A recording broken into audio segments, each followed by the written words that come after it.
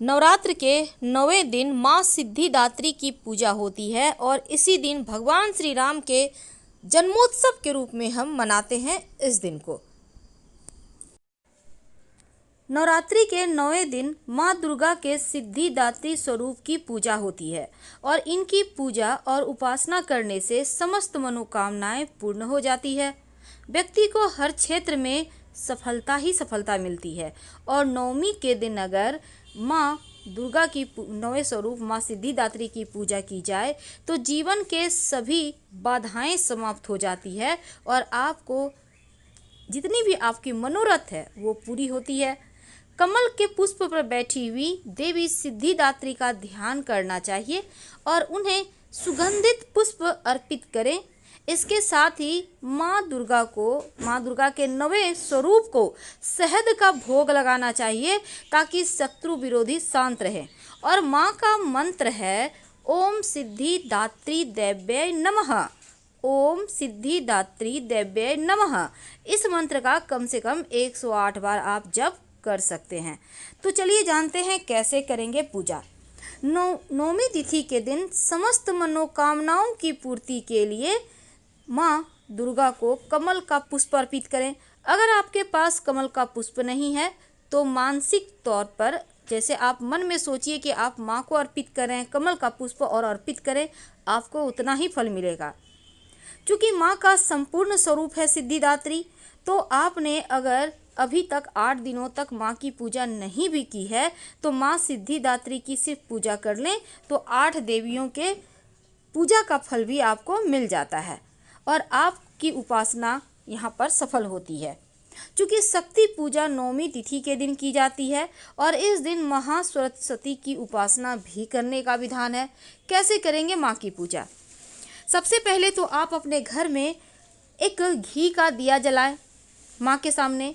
इसके बाद माँ को 9 कमल के पुष्प अर्पित करें। अगर आपके पास 9 कमल के पुष्प नहीं है तो आप मानसिक रूप से भी अर्पित कर सकते हैं या फिर आपके पास जो भी पुष्प हैं 9 तरह के या 9 पुष्प अर्पित करें। गुड़हल और इसके साथ कोई भी आप पुष्प जो भी आपके पास अवेलेबल है 9 तरह का या फिर 9 पुष्प अर्पित करें। 9 की संख्या बहुत ज़रूरी है।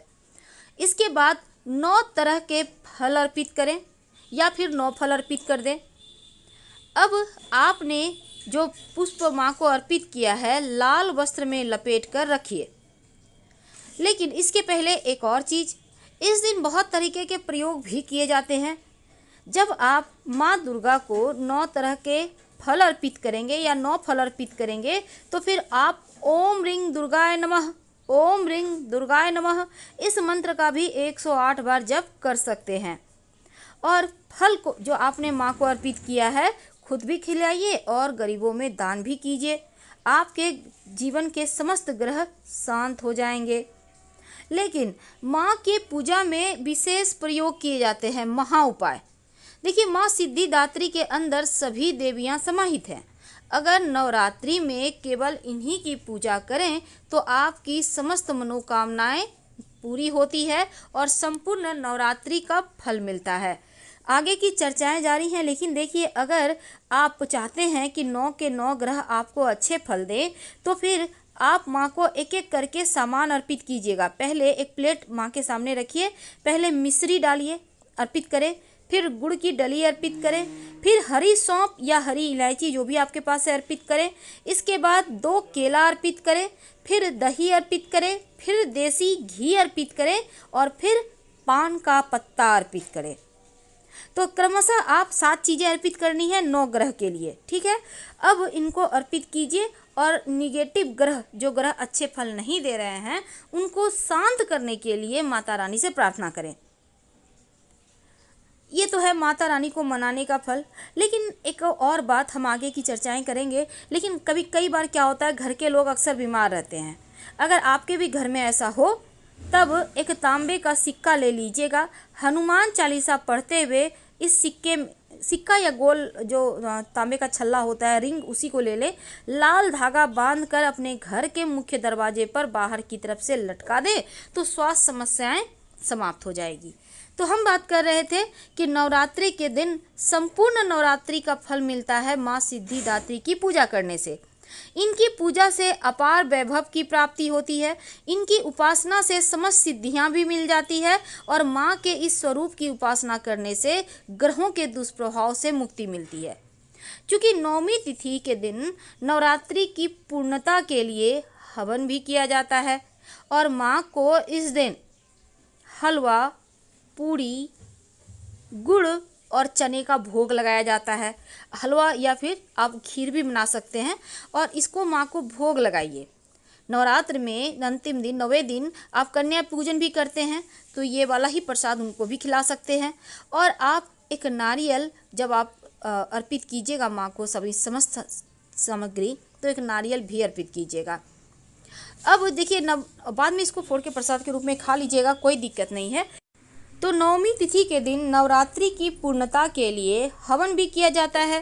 तो हवन में आप कौन सी सामग्री डालें कि कर्जों से मुक्ति मिल जाए, धन की समस्या दूर हो जाए और आपके संतान संबंधी समस्या दूर हो जाए, ग्रह शांति हो, सर्व कल्याण के लिए क्या डालें, आइए हम जानते हैं विस्तार से।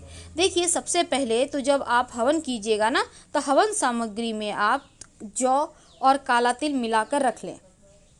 इसके बाद आप कन्या पूजन कीजिएगा। कन्या पूजन के बारे में भी बताएंगे। तो इसके बाद आप संपूर्ण भोजन का दान भी कर सकते हैं या गाय को खिला दें। देखिए अगर आपके जीवन में आपके धन की मुश्किलें बढ़ी हुई है, आर्थिक स्थिति खूब खराब है, आपको लगता है कि पैसे के मोहताज हो रहे हैं, तब इस नवरात्र के अंतिम दिन धन की मुश्किलों पर विजय पाने के लिए, धन प्राप्ति के लिए खीर से हवन करें या फिर मखाने से हवन करें। तो खीर या मखाने से हवन करने से आर्थिक स्थिति अच्छी हो जाती है। अगर जीवन में कर्जा बढ़ गया है, धन की मुश्किलें बहुत परेशान कर रही है, तब कर्जों की समस्या से मुक्ति के लिए आप राई से हवन कीजिए। यानी कि आप जब हवन सामग्री है ना, उसी में थोड़ा सा राई मिला दें और उसी से हवन करें। राई से हवन करने से पॉजिटिव चीज़ ये होती है कि जो भी आपके ऊपर पितृदोष है या कोई भी तरह का ग्रह बाधा, कोई भी दोष है, गुरु दोष है, बहुत तरह के ऋण होते हैं, उनसे मुक्ति मिल जाती है और अतृप्त जो परेशानियां हैं, जो निगेटिव एनर्जी हैं, वो शांत हो जाती है। तो नवरात्र के दिन में तमाम तरह के परेशानियों से मुक्ति पाने के लिए महानवमी के दिन जब आहुति देंगे तो अपनी मन्नत के अनुसार ही देना है। आइए जानते हैं संतान के लिए अगर कोई समस्या है तब। अगर संतान संबंधी समस्या है, संतान हो नहीं पा रहा है या फिर संतान के डेवलपमेंट को लेकर कोई समस्या है, तो आप क्या करेंगे? माखन और मिश्री से हवन करेंगे। माखन मिश्री से हवन करने से संतान संबंधी समस्या से मुक्ति मिलती है। तो आप ये वाला प्रयोग कर लें। अब दूसरी बात क्या है, ग्रहों की पीड़ाओं से मुक्ति पाने के लिए क्या करेंगे? जब कभी कभी क्या होता है, राहु केतु शनिदेव सब बिगड़ जाएं तो जीवन एकदम से नरक बन जाता है, चारों तरफ से परेशानी घिर जाती है। तो ग्रहों की पीड़ाओं की शांति के लिए आप काले तिल से हवन कीजिएगा। आप चाहें तो सिर्फ काले तिल से भी कर सकते हैं, थोड़ा सा उसमें घी मिला लीजिएगा। अब आप चाहते हैं कि पूरे परिवार हम लोग बहुत अच्छे से रहे, आपका समाज अच्छे से रहे, हर जगह आपका मान सम्मान हो, तब क्या करेंगे? तब काला तिल और जौ से हवन करें। आपके जीवन में हर तरफ से, चारों दिशाओं से तरक्की होगी और आप खूब तरक्की करेंगे। तो इस तरह से आप हवन कीजिए। हवन करने के बाद हवन के वहाँ पर थोड़ा सा पानी जरूर छोड़िएगा साइड में और फिर प्रणाम कीजिएगा। जब हवन का राग ठंडा हो जाए तब थोड़ा सा राग संभाल कर रख लीजिए और इसका नियमित रूप से तिलक लगाइए। जो भी कार्य के लिए आप घर से बाहर निकलेंगे उसमें आपको विजयश्री मिलेगी। घी मिक्स करके लगा के रख लीजिएगा और मंत्र हवन करने के समय जरूर पढ़िएगा, स्वाहा लगा दीजिएगा। तो देखिए इस तरह से आप हवन कीजिए। अब कन्या पूजन करना है, तो कन्या पूजन के लिए जैसे कि हमने बताया, हलवा, पूड़ी, गुड़ है, खीर है, चना है, आप उनको खिलाइए। आप मिठाई खिला सकते हैं। और इस दिन चूँकि माँ को हमने कहा शहद का भोग लगाना है, शहद को प्रसाद के रूप में खाइएगा। और चूँकि इस दिन तमाम चीज़ें, जो भी सामग्री आप भोग लगाएंगे, थोड़ा बांटना है, थोड़ा खाना है। कोई लेने वाला ना मिले तो थोड़ा सा गाय को खिला दें। हम आपसे विदा लेते हैं। हर हर महादेव। धन्यवाद।